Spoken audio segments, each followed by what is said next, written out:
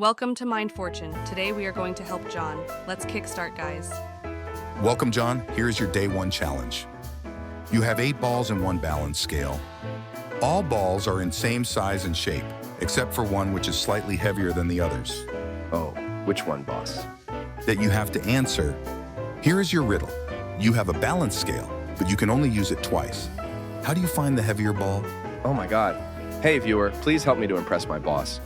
Pause the video if you are guessing. Let's help John.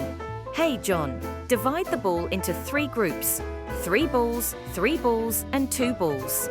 Okay, put 3 balls on each side of the balance scale. If the 2 sides are equal, then the heavier ball is among the 2 remaining balls. Move to the second weighing with these 2 balls. If one side is heavier than the other, the heavier ball must be on that side.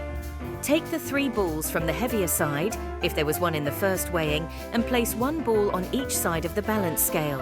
If they balance, then the heavier ball is the one left aside. If one side is heavier, that ball is the heavier one. Similarly for case 2, where both sides are equal in first weighing. Just take the 2 balls from group C and keep each side for weighing, and you will get the heavier one.